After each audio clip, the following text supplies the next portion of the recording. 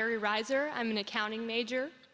I'd like to know, we all consider you to be the financial business experts, and we look to you and follow your lead. But when you need advice and feedback about an idea or decision, I'd like to know, who do you go to? Well, usually I look in the mirror. I would be perfectly honest.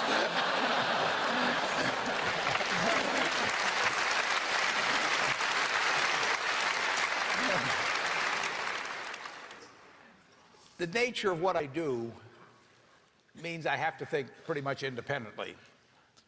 Because if I take a poll, in effect, I'm going to do what everybody else is doing, and I don't think much of that usually in investments. And so I have to have an environment, I have to have a temperament personally that lets me think for myself.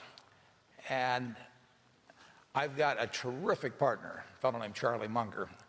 And you can't find anybody any smarter, any better quality of anything. But we think a lot alike, and we do talk things over occasionally, but we don't talk them over very often because I know how he thinks, he knows how I think. He's taught me a lot, you know, and you know, why should I pay for a phone call if I know what he's going to say? So if I need to get a cabinet around to make decisions or anything like that, I probably shouldn't be running the place. That doesn't bother me to have the responsibility for it, but I just don't want to put it up to a vote because I've seen too many, particularly in the investment world, as you get larger and larger groups making the decisions, they get more and more homogenized. And I don't think you will ever get brilliant investment decisions out of a large committee. No, but in all seriousness, when you were just beginning your career, what sort of things do you think made a big impact in your success? What habits did you develop, and kind of what sort of things could you pass on to us as younger people? Always been lucky in that respect, and if the people you look up to are going to form your vision of what the world, how you want to be in later life. And I'll give you two pieces of advice. I'd invest as much in myself as you can. I mean, you're your own biggest asset by far. I mean, you've got all kinds of potential. All the people in this room, you're lucky to be in this country, gotten a good education, but most people go through life using up a very, very small part of their potential. And so anything you do that invests in yourself, that's the best investment you can possibly make. And then I would follow my passion. I mean, whatever turns you on. I was lucky. I found something early that turned me on. But you don't want to take a job just for the money.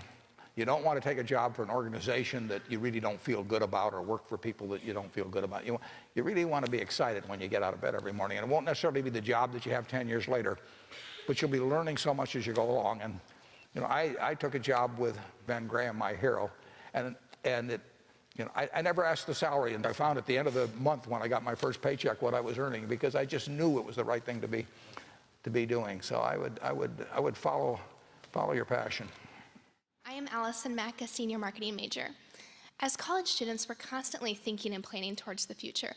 Where do you personally envision yourself to be in 10 years? I'm glad you didn't ask my doctor. If I'm in decent health, I'll be doing exactly what I'm doing now, because I'm doing what I love now. I mean, if I could do almost anything that doesn't require any athletic or mental ability.